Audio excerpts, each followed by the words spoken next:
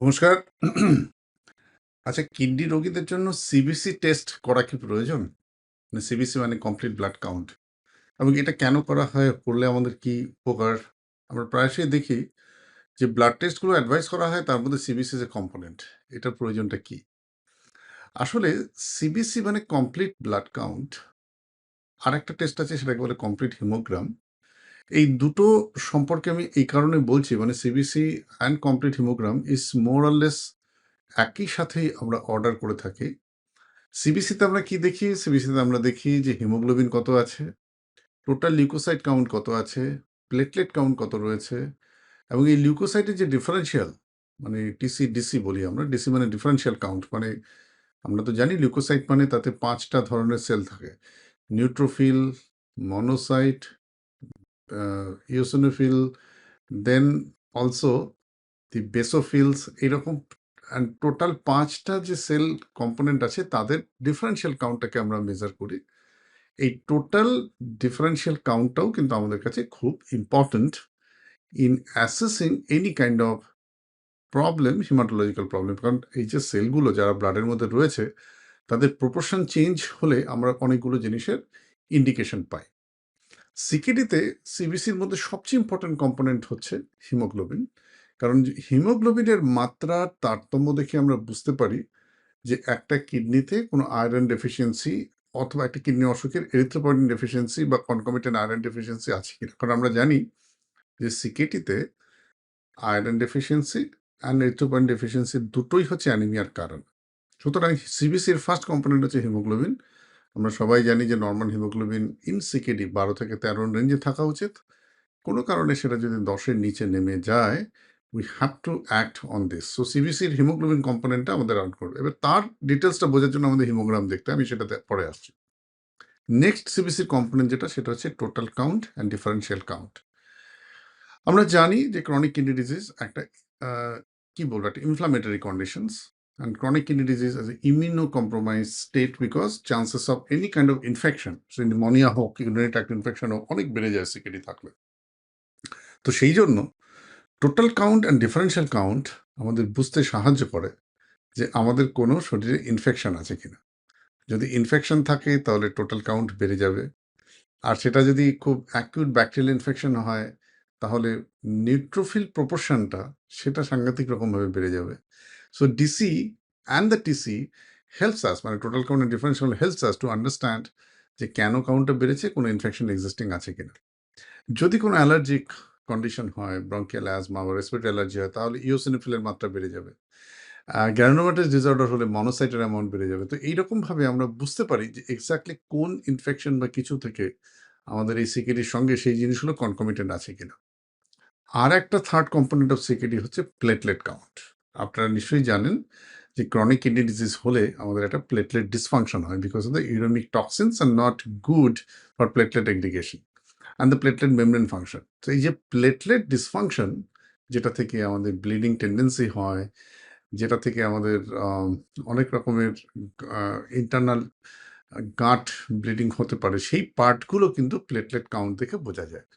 সুতরাং সিবিসি, এই যে টেস্টটা আমরা অর্ডার করি in CKD, it gives us importance to understand haemoglobin কেমন আছে। It gives us idea regarding কোনো ইনফেকশন প্রিভেল করছে কিনা। ইট গিভস আস কোনো প্লেটলেট কাউন্টের কোনো প্রবলেম হয়েছে কিনা, বিকজ সিবিসি থার্ড কম্পোনেন্ট হচ্ছে প্লেটলেট। এবার এই কনটেক্সটে একটু হিমোগ্রাম সম্পর্কে না বললেই নয়, কারণ আমরা জানি যে সিকেডিতে তো অ্যানিমিয়া হয়, সেই জন্য হিমোগ্লোবিন কমে। কিন্তু হিমোগ্লোবিন কমলেই কি কারণে হিমোগ্লোবিনটা কমলো সেটা ঠিক পিন পয়েন্ট করা যায় না। সেই জন্য আমাদের কমপ্লিট হিমোগ্রাম বলে একটা জিনিসের প্রয়োজন হয়। কমপ্লিট হিমোগ্রামের মধ্যে কি হয়? কমপ্লিট হিমোগ্রামে আমরা হিমোগ্লোবিনের লেভেল তো পাই, তার পাশাপাশি আমরা আরও কতগুলো জিনিস জানতে পারি যেগুলো খুব important regarding channelising our thought, channelising our diagnostic activity regarding what is the cause of anaemia. তো ফার্স্ট কম্পোনেন্ট যেটা দেখা হয় সেটা হচ্ছে এমসিএইচ। এমসিএইচ মানে মিন কর্পাসকুলার হিমোগ্লোবিন।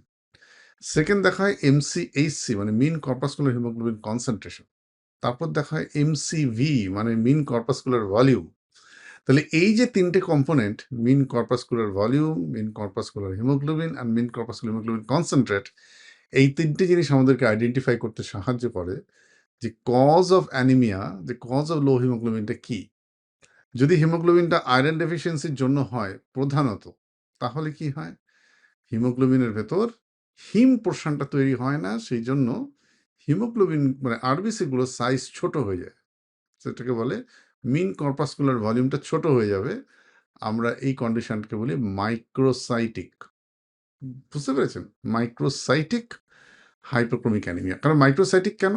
তার কারণ সেলটা ছোট হয়ে গেছে। হাইপোক্রোমিক কেন? কারণ যেহেতু হিমোগ্লোবিনের কন্টেন্ট কম, সেজন্য এটা দেখতে লাল, লাল লাগে না, ফ্যাকাশে লাগে, এবং অ্যানিমিয়াটার নেচারটা হচ্ছে এটা। তো এই একটা এমসিভি ভলিউমটা যদি আমরা জানতে পারি, তাহলে আমরা বুঝতে পারবো যে কারণটা হচ্ছে iron deficiency leading to the cause of anaemia. আর যদি আয়রন সাফিসিয়েন্ট থাকে কিন্তু এরিথ্রোপয়েটিন কম থাকে, তাহলে নর্মোসাইটিক অ্যানিমিয়া হবে, মানে হিমোগ্লোবিনের সাইজটা নর্মাল থাকে, এমসিবি নর্মাল থাকবে, কিন্তু দ্যার উইল বি অ্যানিমিয়া। আবার অন দ্য কন্ট্রারি, যদি ভিটামিন বি12 ডেফিসিয়েন্সি হয়, তাহলে আরবিসির সাইজটা বড় হয়ে যায়, এটাকে মেগালোব্লাস্টিক অ্যানিমিয়া বলে, মানে হিমোগ্লোবিনটা মানে আরবিসি গুলো বড় বড় হয়, ম্যাক্রোসাইটিক হয়ে যায়। তো এই রকম কারণ, মানে সেই জন্য এমসিবিটা থেকে আমরা বুঝতে পারি। সিমিলারলি এমসিএসসিও ইন্ডিকেট করে যে কতগুলো ইন্ডিকেটর যে রক্তের হিমোগ্লোবিন কনসেন্ট্রেশন ইচ আরবিসিতে কম আছে কিনা। তাহলে আমরা বুঝতে পারলাম যে in chronic kidney disease the importance of complete blood count বা কমপ্লিট হিমোগ্রাম, তার ইম্পর্টেন্সটা কি। কমপ্লিট ব্লাড কাউন্টে আমরা বুঝতে পারি haemoglobin, cellular component, I mean white cell component মানে টিসিডিসি যেটাকে বলি, অ্যান্ড প্লেটলেট কম্পোনেন্ট কেমন আছে। আর কমপ্লিট হিমোগ্রামে আমরা আইডিয়া পাই কেন এক্স্যাক্টলি হিমোগ্লোবিনটা কম হলো। Is it A substance deficiency? If if yes, তাহলে সেটা কি আয়রন না ভিটামিন বি12 ডেফিসিয়েন্সি? যদি নো হয়, তাহলে কি কারণে? তাহলে আমার ধারণা যে আমরা যে টেস্টগুলো রোজ করাই, টিসিডিসি, ইএসআর, হিমোগ্লোবিন 20 দিন, কিন্তু না বুঝেই তো করাই। মানে আমরা ওষুধ রিপোর্টটা যখন পাই, তখন তো বুঝি না যে কেন স্যার এই কোশ্চেনটা করতে চেয়েছে। যে টেস্টগুলো আমরা করাই, সেই টেস্টগুলো কেন করাই সেটা বুঝলে, আপনারা এই রিপোর্টগুলো পেলে কিছুটা হলেও, আমি এক্সপেক্ট করছি না যে অল অফ ইউ এটা শোনার পরেই জিনিসটা পুরোপুরি ইন্টারপ্রিট করতে পারবেন, কিন্তু if you know the purpose, if you know the reason why a doctor ordered this test, it is much better way to take charge of some of the test which has been advised to you and get it done. আশা করি আজকের আলোচনাটা ভালো লাগলো। CBC এবং complete হিমোগ্রাম ব্যাপারটা কি, and তার linkage with chronic kidney disease management কি, সেটা ক্লিয়ার হলো। হোপফুলি নেক্সট টাইম থেকে যখন আপনার ব্লাড টেস্ট করবেন, তখন চেষ্টা করবেন সিবিসি অ্যান্ড কমপ্লিট হিমোগ্রাম একটা করে নেওয়ার জন্য, to understand this micro nuances of this test and how to connect it with your health condition. Hopefully you have understood this thing. If you love this video, please post a comment, and if you have any question, don't forget to ask this question to us, and please subscribe to Dr. Pratim's Academy, যেখানে kidney health এবং সার্বিক স্বাস্থ্য নিয়ে আমরা অনেক বিষয় আলোচনা করে থাকি, which will be tremendously helpful for you. নমস্কার।